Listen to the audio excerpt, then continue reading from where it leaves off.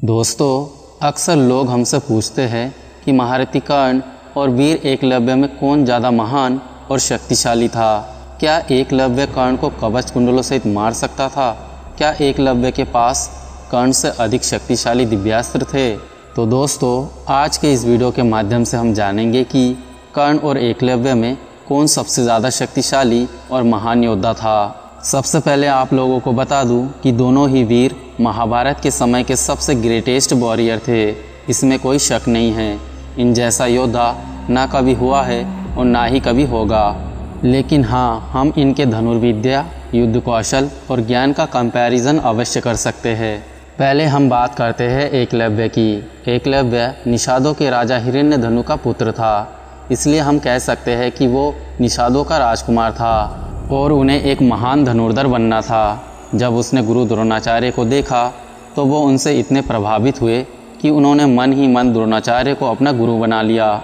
उसने गुरु द्रोण से जाकर कहा कि हे गुरुदेव, मैं आपसे धनुर्विद्या का ज्ञान पाना चाहता हूँ। लेकिन एक निषाद का पुत्र होने के कारण गुरु द्रोण ने एकलव्य को धनुर्वेद का ज्ञान देने से मना कर दिया। लेकिन एकलव्य तो गुरु द्रोण को अपना गुरु मान चुका था। उसने जंगल में जाकर अपने गुरु की प्रतिमा बनाई और उसी के सामने अपना अभ्यास करने लगा। उसने पूरी शक्ति के साथ धनुर्वेद का अभ्यास किया और उसने अपने आप को एक शक्तिशाली योद्धा बना लिया। यहाँ तक कि उसने अर्जुन से पहले शब्द वेदी बाण चलाना तक सीख लिया था। जब यह बात अर्जुन को पता चलता है तो अर्जुन दौड़े दौड़े गुरु द्रोण के पास जाते हैं और उनसे कहते हैं कि आपने तो कहा था कि मैं सबसे शक्तिशाली योद्धा बनूंगा, तो फिर आपका ये दूसरा शिष्य एकलव्य तो मुझसे भी ज़्यादा शक्तिशाली है। फिर जब गुरु द्रोण एकलव्य के युद्ध कला को देखते हैं तो वो भी हैरान रह जाते हैं। फिर गुरु द्रोण कहते हैं कि तुमने मुझे गुरु बनाया है, इसलिए तुम मुझे गुरु दक्षिणा दो। तब एकलव्य कहता है कि आपको जो चाहिए आप मांग लो। इसी बात का फ़ायदा उठाकर के द्रोणाचार्य ने एकलव्य से उनका अंगूठा मांग लिया। एकलव्य के अंगूठा कट जाने के बाद भी उन्होंने अपने 2 उंगलियों से तीर चलाना सीख लिया था। एक किंवदंती के अनुसार एकलव्य को गुरु द्रोण से स्वप्न के द्वारा दिव्यास्त्रों का ज्ञान मिला था, फिर भी वो पहले जैसा योद्धा नहीं था। इसके बाद वो छेदी नरेश जरासंध के सेना में सेनापति के रूप में शामिल हो जाता है। जरासंध वही योद्धा है जिसके कारण भगवान श्री कृष्ण जी को मथुरा छोड़कर द्वारिका जाना पड़ा था। उसी जरासंध ने एकलव्य को अपना सेनापति चुना था। तो सोचिए एकलव्य की धनुर्विद्या उस टाइम भी कितनी स्ट्रांग थी। जब जरासंध एकलव्य को लेकर श्री कृष्ण जी के साथ युद्ध करने गए थे तब एकलव्य का मुकाबला कर सके ऐसा कोई भी योद्धा वहाँ पर नहीं था। एकलव्य अपनी धनुर्विद्या दिखा रहे थे और सभी सैनिकों को बहुत बुरी तरह मार रहे थे। अंत में श्री कृष्ण जी वहाँ पर आ जाते हैं और एक भीषण संग्राम के बाद भगवान श्री कृष्ण जी को अपने सुदर्शन चक्र की सहायता से एकलव्य का वध करना पड़ता है। दोस्तों, आप खुद ही सोचिए, जिसका वध स्वयं भगवान श्री कृष्ण जी को अपने सुदर्शन चक्र से करना पड़ा था, वो योद्धा कितना महान और शक्तिशाली था।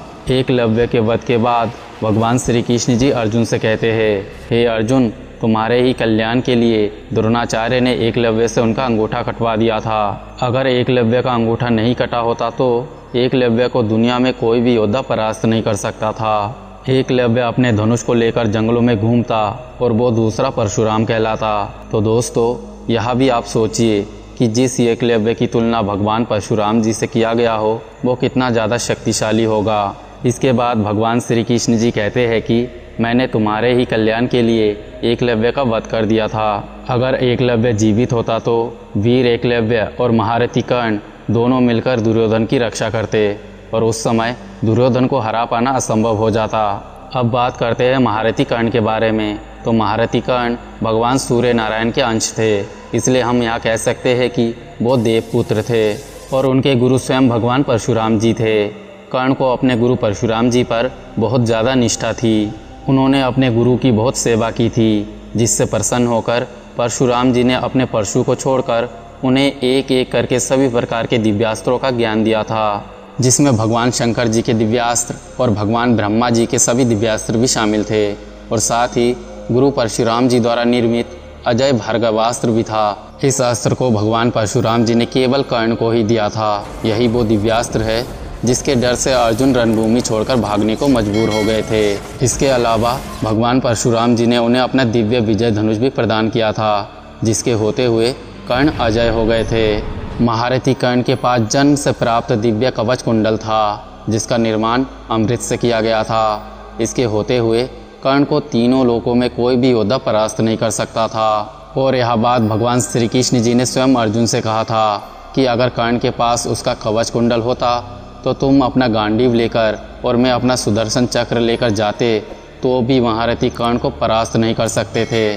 तो हम यहाँ कह सकते हैं कि एकलव्य के अस्त्र भी कवच कुंडलों के सामने फीके थे और इसी कारण देवराज इंद्र ने महारथी कर्ण से उनका दिव्य कवच छीन लिया था।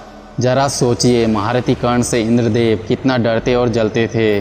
बार बार देवताओं द्वारा कर्ण के साथ ही क्यों छल किया गया। इंद्रदेव के कारण पहले गुरु से श्राप मिला, फिर इंद्र ने कवच कुंडल छीन लिए और भगवान श्री कृष्ण जी ने महाभारत के युद्ध के समय उन पर अपनी माया का प्रयोग किया ताकि वो अर्जुन को ना मारे। युद्ध से पूर्व ही उन्हें बताया गया कि वो कुंती पुत्र है ताकि कर्ण चाहकर भी पांडवों को ना मारे।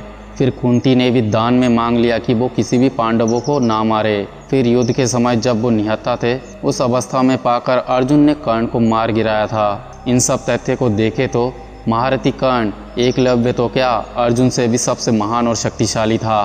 दोस्तों, आप क्या सोचते हैं इस बारे में, हमें कमेंट करके ज़रूर बताएं। जय श्री कृष्णा।